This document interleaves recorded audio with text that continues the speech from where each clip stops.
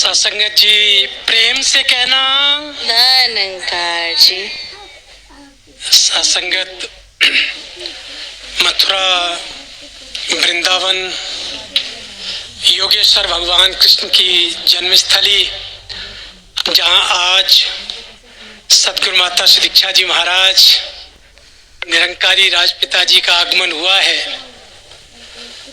और ये कृपा अनादिकाल से मानव मात्र पर बरसती रही है। बहुनाम जन्मनाम अन्ते ज्ञानवात्मा प्रपद्यते वासुदेव सर्वमिति सह महात्मा च दुर्लभ है। हे अर्जुन, बहुत से जन्मों के उपरांत ये मनुष्य का जन्म प्राप्त होता है और इस जन्म में ये जो आत्मा है, हालांकि जितने भी प्राणी मात्र हैं, जलचर नवचर, सभी में ये आत्मा विद्यमान है। लेकिन समझ वाली होती है जब वो मनुष्य के रूप में प्रकट होती है। और मनुष्यों में भी जो सम्य परमात्मा को देखते हैं, सह महात्मा, वो महात्मा होते हैं। तो सम्य परमात्मा को कैसे देख सकते हैं? मैं आत्मा ठीक वैसी ही जैसा ये निरंकार है, ये निराकार है। लेकिन ऐसा कब महसूस होगा? जब ये ब्रह्म ज्ञान जीवन में आएगा, क्योंकि ये बात शाश्वत सत्य है। बचपन से ये मुझे बताया जाता है, बड़े भाग मानुष तन पावा, सुर दुर्लभ सद ग्रंथ गावा, साधन धाम मोक्ष कर द्वारा, पाइन जय पर लोक संवारा। ये मनुष्य का शरीर, देवता भी इसके लिए तरसते हैं। लेकिन इसका जो वास्तविक कार्य है, किसके लिए ये प्राप्त हुआ है, वो है ब्रह्म ज्ञान, ईश्वर का ज्ञान, इस निरंकार का ज्ञान जो अव्यक्त है, निराकार है, सर्वव्यापक है, जो एक है, जो अपरिवर्तनशील है। ऐसे प्रभु परमात्मा को देखना, और देखने की बात अनादिकाल से की गई है। तुलसीदास जी रामायण में लिखते हैं, जाने बिनु न होय प्रतीति, बिनु प्रतीत होय नहीं प्रीति, प्रीति बिना नहीं भगत जनाई, जिम खगेश जल के चिकनाई। जानना यानी इसको देखना, और इसको देखे बगैर इससे प्रेम कैसे हो सकता है? इसको देखने से प्रेम होता है। और ये कृपा सद्गुरु करते हैं। जैसे दास ने देखा, यहाँ सन सिटी ये शहर है, सूर्य,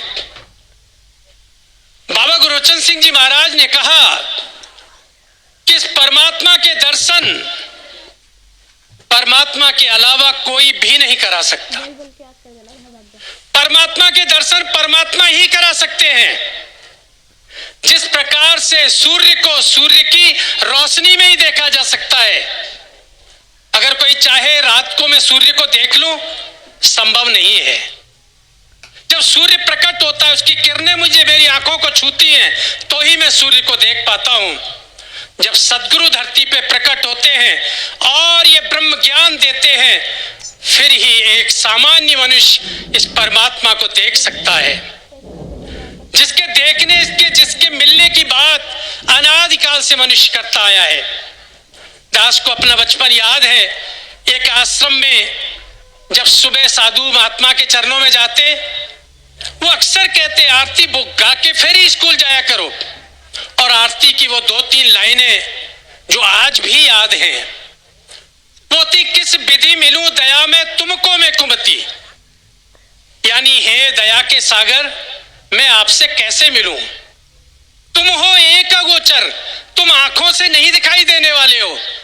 अगोचर, गोचर कहते हैं जो आंखों से दिखाई दे, अगोचर कहते हैं जो आंखों से ना दिखाई दे। लेकिन मैं आपसे मिलना चाहता हूं, मुझे विधि बताओ। और भगवान कृष्ण भगवत गीता में विधि लिखते हैं, अर्जुन को बोलते हैं, तद विधि तेन सेव्या उपदेक्षन्त ते ज्ञानम ज्ञानिनेव तत्वदर्शिने। हे अर्जुन, तत्वदर्शी, तत्व के दर्शन कराने वाला, तत्ववेत्ता नहीं, तत्व का वर्णन करने वाला नहीं, तत्व के बारे में अनेकों प्रकार के अलंकार लगा के बोलने वाला नहीं, तत्वदर्शी ने। किसी तत्वदर्शी संत के चरणों में जाओ, विधि के अनुसार दंडवत प्रणाम करो, वो तुम्हें इस अलंकार के दर्शन कराएगा। आज दास बहुत यकीन, क्योंकि संपूर्णानंद जी के चरणों में दास यही आश्रम था, उनका रहता था, और जब ये ब्रह्म ज्ञान प्राप्त करके दास ने उनको भी यही कहा था कि आज मैंने परमात्मा के दर्शन किए हैं, आप भी परमात्मा के दर्शन कर लो। दास बड़े यकीन और विश्वास के साथ कह सकता है कि अगर वाकई परमात्मा के दर्शन की इच्छा है, ऐसे मेरे मन में जिज्ञासा है, सदगुरु माता श्री दीक्षा जी महाराज धरती पर प्रकट हैं और ये जिज्ञासा शांत हो सकती है।